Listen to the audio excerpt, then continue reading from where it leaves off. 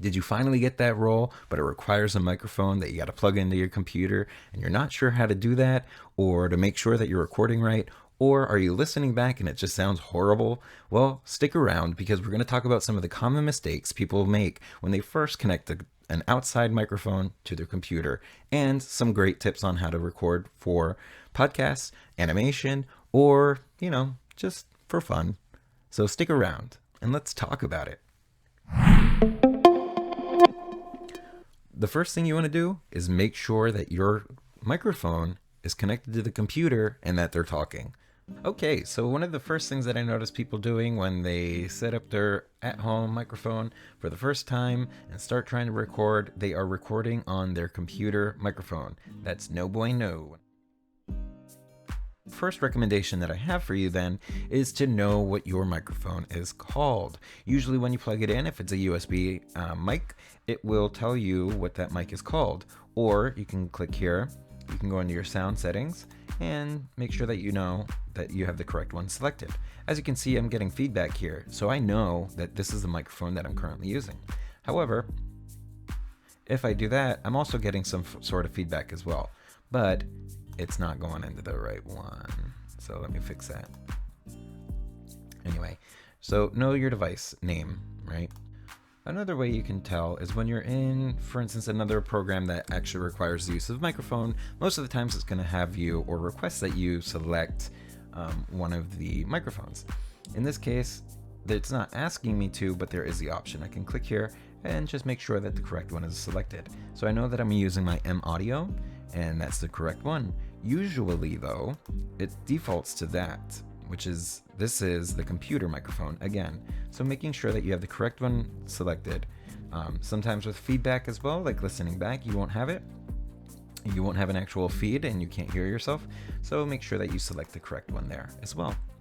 So every opportunity that you have to check the microphone, make sure you're checking it, because otherwise you're just going to you're going to go through the whole step and it'll just be a good dry run. And you want to actually be recording your voice, especially if you have a wonderful take on something. Okay, so when you're in front of the microphone, you want do a hang 10, and that's about where you want your mouth to be, right? So you're going to be relatively close to the microphone. Then if you're gesturing and whatnot, while you're doing your acting, you want to make sure that your head and your mouth stays within that distance. So even if you're going like this, going like that, exaggerating, your mouth is still within that space.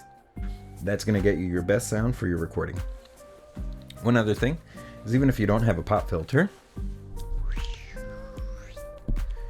right, you still, when you're talking into the microphone and you have words that have P's or plosives, right, where you're being a little bit louder perhaps, you can angle the microphone. Notice how that it's angled at the camera right now, but I'm talking into it a little differently. So it's actually at a bias, right? So it's actually going this way and I'm talking to it this way, right? And then what that does is that allows it still to pick up the sound, but instead of all the air going into the microphone and messing with the capsule, it's still picking up the sound, but it's not getting that plosive, which is really important.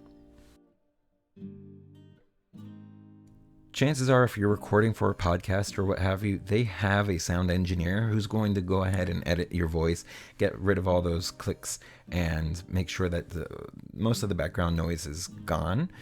But you want to do your best to make sure that that isn't a major issue. So I want you to be aware of a couple different things. You want it to be as quiet as possible, and you want the sound to be dampened as much as possible. And so you want things on the walls. You want to have an environment where there's lots of things and not just an open room, right? That's going to help absorb some of the sound so that it's not bouncing all over the place and making your recording sound horrible. Here's some examples of what you can and can't do. Nope. No. By simply closing the window and closing the door, you're isolating a little bit more of the sound. So you're making the sound engineer's job a little bit easier. Also be aware of loud clothing. Loud clothing can, as you're moving around, make or break your recording as well.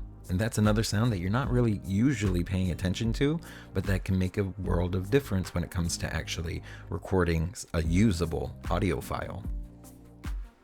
Once you finally have your environment set, put in those headphones, turn on your microphone, make sure the correct microphone is selected, and then just listen.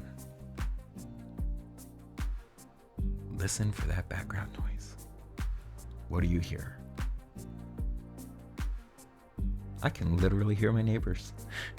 So those are the things you want to be listening for, because you want to be aware of those minute sounds that might not be a big deal to your regular ears, but are going to be a huge deal when it comes to the microphone and the sound engineer's job later.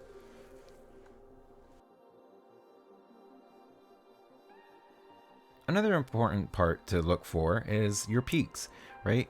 Your talking voice should be coming in between -12 and -6 decibels, right? And then you'll notice up here I have these really nice peaks forming, and they're not really soft. It's not like these little tiny ones here, because if it's that low, you got a problem, people. So the fact that it's nice and high, -12 to -6 is good. You can always fix it and turn it up just a little bit in post. But you don't want to be clipping or anything like that while you're actually recording, because that makes the recording useless. And then you're going to have the producer or whatever come back and say, hey, you got to fix this. So if you're like me, if you're actually in the voiceover, you're going to have a more robust DAW, digital audio workstation. However, when you're first starting out, it's okay to use something like GarageBand, or what I also recommend is Audacity.